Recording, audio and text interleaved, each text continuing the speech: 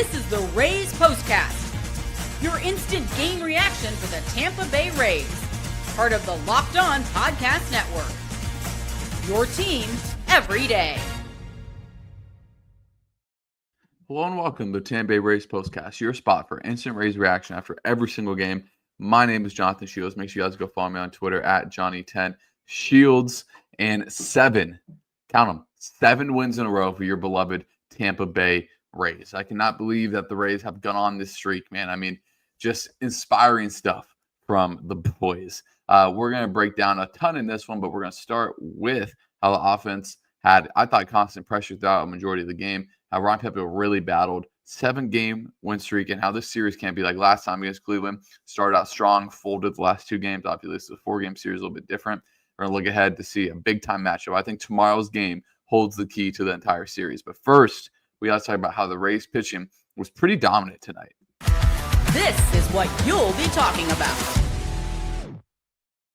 Starts with Ryan Pepiot, so we will start with him. 5 innings, no hits, 2 walks, 6 strikeouts. And I put that he battled because he really did battle. He did not have great control tonight. He was all over the place. He did walk 2 people, but his fastball is so reliable. When he needs it, he throws to it. Like Steven Quinn, like a 10-pitch at-bat the first inning, and the first at-bat of the first inning, and it was all fastballs from Pete. He did not care. That's his feel pitch. I thought he mixed in his cutter, which we rarely see out of Pep. And I thought he mixed it in really well when he needed it, when he needed to. But he was over 60% fastballs because that's his feel pitch. When he wants to get something back, he goes to that fastball, mostly fastball, changeup, and he had a few disgusting changeups in there as well. So it is time to talk about the bullpen, because as good as Ryan Pepiot was, he could only go 5 innings because he went out of the zone a lot. It was a lot of 3-ball counts, 2-ball counts, fouling off pitches. He had 90 pitches through 5 innings. Enter Brian Baker, who's been really good his last 14 or so outings as we go to his time with the Rays now. So he got acquired, obviously came in that Boston game, gave up 3 runs. And in the month of August, he only gave up 2 earned runs in 12 innings, 1.5 ERA. He was fantastic. Another scoreless inning out of him today. His changeup has continued, I think, to be his best pitch. It has been fantastic for Brian Baker and for the Rays, because another guy that's a really good changeup is Edwin Uceta, who also pitched a scoreless inning with a strikeout. But 2 strikeouts. Garrett Clevenger is, I said the other day, Garrett Clevenger, I think, is the most underrated reliever in all baseball. He is filthy. Another 3 strikeouts today. He hasn't allowed an earned run. It's been like 19 innings. Let me go get the exact number. He's been unbelievable. Garrett Clevenger has not allowed an earned run since June 5th to the Minnesota Twins. That is unbelievable. Since the All-Star break, he has not allowed an earned run. Do you understand how difficult that is? That is otherworldly stuff. That is name the best relief pitcher. That's Mariano Rivera stuff. That is, who do you want to say, Mason Miller stuff, right? With the Padres now. That's, Kenley Jansen in his prime stuff. That's probably Fingers in his prime stuff. I mean, name the elite relief pitcher. That's who it is right now. I shouldn't have said Kenley Jansen, because even though he is in that save category, Brett Phillips owns Kenley Jansen. But the Rays as a group tonight had that they struck out, as the number just went away from me. They struck out, let me do some quick math, 7, 10, 12, 13 Guardians, only allowing 2 walks. That's dominant stuff. Absolutely dominant. I already see a lot of comments about Pete Fairbanks. I'll address Pete Fairbanks. He's not washed. He's not any of that. Pitchers go through tough runs. It is fine. After the first 2 batters, he was locked in. He knocked off some of the rust. The Rays put him out there in an opportunity so he can succeed. And if you notice the placement of his pitches after the first 2 batters, in the Mazzardo home run, you tip your cap to. He went below the zone and got the barrel to a slider and hit it out. Jose Ramirez is also probably one of the 3 best third basemen in baseball. So, look, I'm not. Do I have the utmost trust in Pete every time he goes out there? No. But at the end of the day, his ERA is still sub-3, and he's still having a great year. And I already see a comment from Stephen Kennedy that's why they can't trade him 2 years ago. No one wants him. That is completely unfactual. And comments like that are, I don't mean to single you out, but comments like that are ludicrous. Pete Fairbanks had plenty of suitors at the trade deadline. Coming in this game, he had a 2.8 ERA with like 26 saves. Do you know the amount of pitchers in baseball that have that? Maybe 5 or 6. Like, let's not get it twisted. Pete Fairbanks is a high leverage reliever and he's a high end reliever. Just because he struggled recently in a few games doesn't really change that.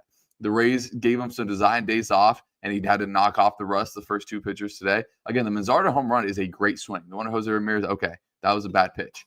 But sometimes you go through and just every one of your mistakes is getting pounded.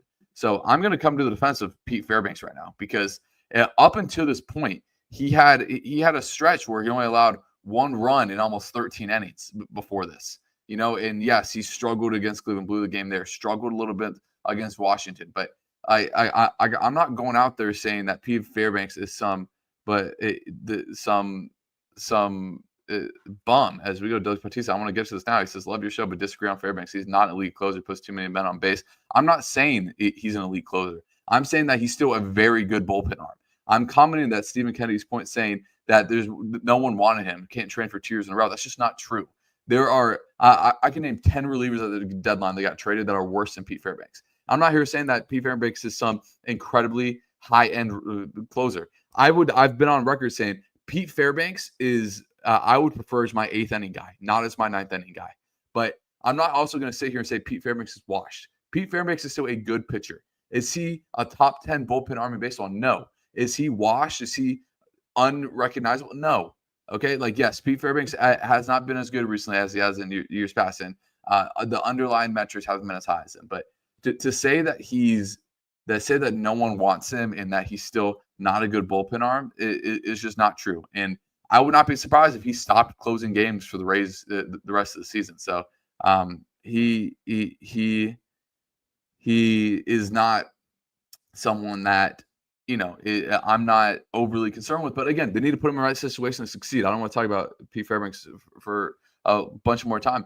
Again, I don't think he's some elite closer. I don't even know if the Rays should continue to keep throwing him in the 9th inning. But I'm not going to let the Rays fandom and Rays Nation kind of trash Pete Fairbanks when he's been reliable for 5 years with the Rays and he's had a really good season up to this point. But let's move on a little bit. And look, this was a game the Rays had to win. And they were dominant throughout. To the 9th inning, the Guardians didn't even get a runner to second base. That was some pretty dominant stuff from the entire Rays pitching staff. So we will talk about the offense and what they did well. We'll get to our player of the game and our turning point right after this. This episode is brought to you by 5 Hour Energy. Time to fuel up and turn up with 5 Hour Energy Transfusion. The grape, ginger, and lime flavored shot brings the iconic taste of a golf course favorite to your non-alcoholic beverage boost. Perfect for sinking birdies or making great memories with friends. It's a hole-in-one for your energy game. Whether you're on the course or just need a little extra push to power through the day, 5 Hour Energy Transfusions delivers a clubhouse flavor you love without ever leaving the green. You guys know it's tough with these late nights now. Weekend games, the 7:35 start. Rays games at 10:30. Cowboys, Eagles are in the midst of a duel right now that you guys are now allowed to go watch after the Rays game has ended. And you guys need the 5 Hour Energy to give you guys the energy to continue to watch all the sports that you want. And it's about good times with good people and good flavors. A grape, ginger, lime flavors, 5 Hour Energy Transfusion gives you the best parts of your clubhouse go-to without leaving the course or chase down the Beth cart. Now you can amp up the fun even more. Just buy, snap, and enter for a chance to win a dream golf trip for 2 to any golf tournament in the USA. Tee up that trip. Visit 5-h-e-win.com for full rules and entry. No purchase necessary. Excludes the Masters Tournament. Ends October 31st, 2025. This episode is also brought to you by Game Time. There's nothing like catching a baseball game live. The energy of the crowd, the chance to see your team in person, but actually getting tickets, that's the tough part. Queues, login screens, surprise fees, it takes the fun out of it.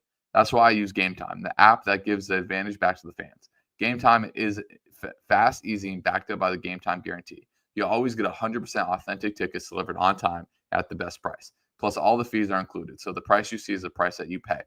So, guys, the Rays are in the midst of their best stretch of the entire season. Go out and get out and see them if you can. If I didn't have to do the postcast every night, I would be going to multiple Rays games a week. They're cheap, and Game Time makes them even easier to get to. So support the boys. Download the Game Time app, create an account, and use code LOCKDOWNMLB for $20 off your first purchase. Terms apply. Again, that's promo code LOCKEDONMLB for $20 off. Swipe, tap, ticket. Go download the Game Time app today.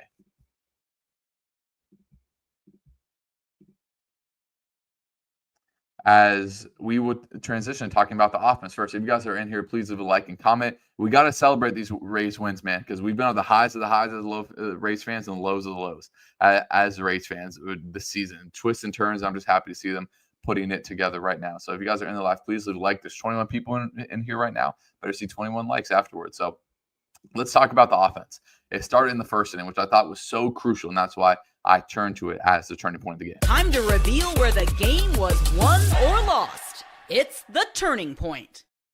After it seems like a nothing error with 2 outs in the first, it immediately turns into something. You get a Brandon Lau single, and then Chris Morel 3 for 3, or not 3 for 3, 3 for 4, 3 hits, 2 runs, and an RBI. Just smokes a single right down the line, scores the first run. The Rays now scored the first run in 8 straight games, and that's been a main reason for their success. They score first, they hold the lead, and they go from there. It's been fantastic stuff from the Rays offense. That's why Christopher Morel, we talked about all the pitchers, but Christopher Morel is the player of the game. This is the Locked On Player of the Game. He hits competitive at-bats against left-handed pitcher. That's what you need out of Christopher Morel. The Rays are going to be searching for a right-handed bat in their outfield. If they can show, Chris Morel can show a pulse and that he deserves to be on this roster next year, the Rays will gladly appreciate it. And the thing that I love about Chris Morel, his energy is infectious. The season has not gone his way. That has not hampered his ability to be a great teammate and a great energy to be around. I've been around not professional locker rooms, but college locker rooms, and you know the guys that are cancers, and it affects the team. Chris Morel was never one of those guys. He's the guy you want in the clubhouse. He's a light in the clubhouse. And during these dark times, even though he hasn't been playing, he's always brought the energy. That is something that I think is incredibly valuable, even if you're not playing entirely well. If the Rays are going to keep him up, that's the least he could do. So he's been great. So happy for him. I also thought his base running was spectacular today in the 4th inning when he came around to score. He went from first to third, and then Josh Love puts the ball in play. He breaks right when the ball's hit, slides in. I thought that was a huge point in the game as well. I also want to shout out Carson Williams. He looked uncomfortable for a little bit during last week. The Cash didn't play him every day, rightfully so. He deserved to play every day, but he looked more comfortable at the plate today. And he plays a really, really good shortstop. So I wanted to highlight the offense, how they had constant pressure throughout the game. 8 hits again, also walked 2 times. So 10 base runners all over the base pass. And if it wasn't for some inopportune double plays, just weak contact with guys on third, the Rays could have scored even more. But you take the wins any way you can get them at this point. Let's look ahead to the game tomorrow, as I think this game tomorrow is the turning point in the entire series. Ian Seymour goes for the mound for the Rays. We know what he did against Cleveland last time up, but the Rays face the Guardians' best pitcher, Gavin Williams. Gavin Williams in the midst of a 9-5 season, 3.25 ERA. He's been really good this year. His last time out against the Mariners, 7 innings, 4 hits, 1 earned, 8 strikeouts. Really good. He has not pitched against the Rays this year. The Rays dodged him when they were up in Cleveland. He pitched against the Rays last year and a loss. He went 5 1/3, 7 hits, 3 earned. So this is someone the Rays did have success against. He pitched against the Rays twice last year.